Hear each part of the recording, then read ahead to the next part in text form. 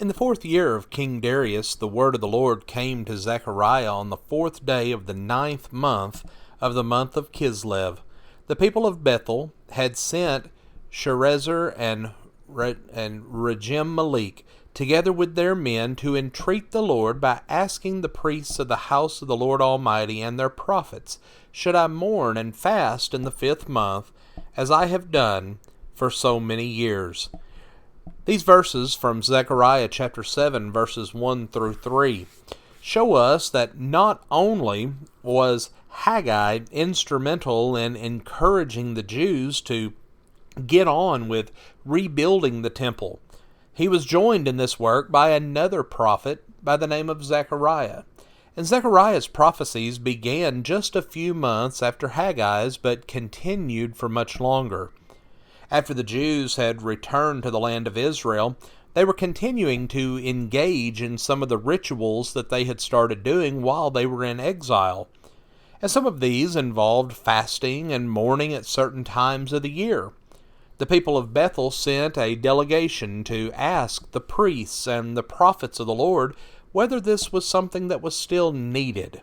After all, they were back in the land and the temple was being rebuilt, allowing the worship of God to once again flourish. Now, there were 4 fasts that the Jews had added to the calendar while in exile, and they're mentioned in Zechariah chapter 7 and 8. The fast in the 5th month was to remember the destruction of the temple, while the fast in the 7th month was to commemorate the assassination of Gedaliah, the Babylonian appointed governor. There were also fasts in the 4th month to remember the breaching of Jerusalem's walls by Nebuchadnezzar, and a fast in the 10th month to remember the siege of Jerusalem.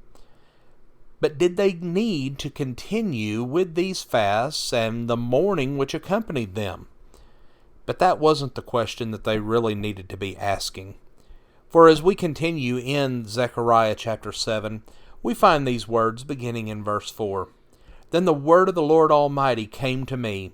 Ask all the people of the land and the priests, when you fasted and mourned in the 5th and 7th months for the past 70 years, was it really for me that you fasted?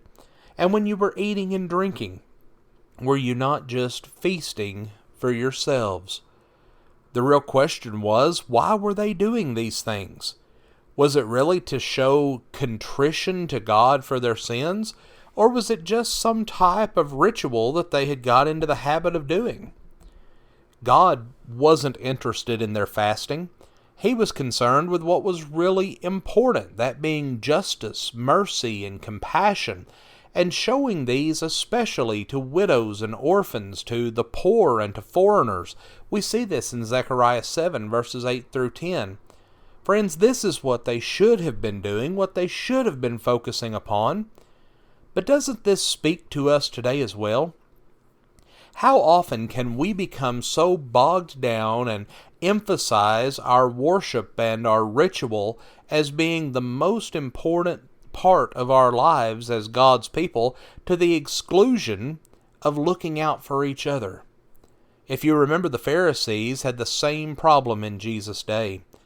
They were so concerned to make sure that they gave 10% of everything that they had, even measuring out their spices and seeds, and gave 10% of them. Yet they neglected mercy, justice, and faithfulness. Well, it isn't that making sure we are obedient, even in small things, isn't important, or that our worship isn't important. But we must not neglect justice, mercy, and compassion. It's all too easy to get bogged down even in our studying to the point that we fail to apply what we learn, so that it produces these necessary Christian traits in our lives. Friends, we must ensure that we do not neglect what God looks upon as being important. Friends, we want to thank you for joining us for our program today. We pray that you will consider the things that we've studied, and we would like to invite you to join us tonight at 6 o'clock at Pyburn Street Church of Christ for our midweek Bible study. And we hope that God blesses you today with a wonderful day.